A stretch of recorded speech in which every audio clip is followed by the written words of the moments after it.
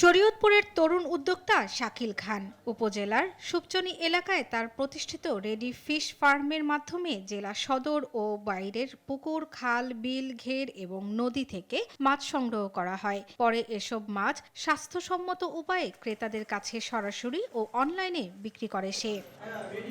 শাকিলের ফার্মের ২০ থেকে ২৫ জন দক্ষ কর্মী ঘরোয়া পদ্ধতিতে মাছগুলো কেটে ধুয়ে পরিষ্কার করে তা প্যাকিং করে। এ সময় প্যাকেটের গায়ে সেঁটে দেয়া হয় উৎপাদন ও মেয়াদ উত্তীর্ণের তারিখ।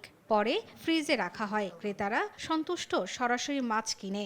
এখানে আপনার যে কোনো মাছ, ছোট মাছ হোক বড় মাছ, এগুলো কাটা কোটা ধোয়া পাকলা একেবারে কমপ্লিট থাকে।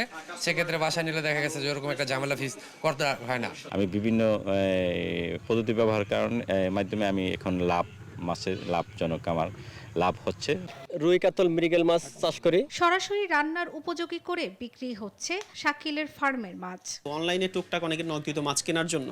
তো এরপরে আমার এসডিএস এর সাথে পরিচয় হয়। তাদের সাথে পরিচয় হওয়ার পরে তারা আমাকে বিভিন্ন ভাবে প্রশিক্ষণ দেয়। মেইনটেইন করে আমরা মাছটা প্রসেস করি এবং এটা অনলাইন অফলাইন দুইভাবেই আমরা বিক্রি করছি। তো আমাদের চিন্তা ভাবনা নিজেরাই আর কি ঢাকা শহরে মুভ করা। এদিকে পুকুর ও ঘেরে দেশীয় মাছ চাষ করছে মৎস্য চাষিরা। এসব মাছ চাষে আধুনিক যন্ত্র ব্যবহারের প্রশিক্ষণ দিচ্ছে জেলা কৃষি বিভাগ। এই ধরনের প্রকল্পে তারা যাতে অর্থায়ন করে সেই বিষয়টাকে আমরা নিশ্চিত করার চেষ্টা করছি। 15 থেকে 16,000 মেট্রিক টন, এখন কিন্তু এটা প্রায় 22,000 মেট্রিক টন। চাষি ভাইদেরকে সাথে রেখে আমরা এইভাবে কাজ করতে পারি, তাহলে আমাদের মাছের যে সার্বিক উৎপাদন সেটা আমরা কাঙ্ক্ষিত পর্যায়ে নিতে পারবো। 5 বছরের ব্যবধানে শরীয়তপুরে মাছের উৎপাদন 15,000 মেট্রিক টন থেকে বেড়ে হয়েছে 22,000 মেট্রিক টন।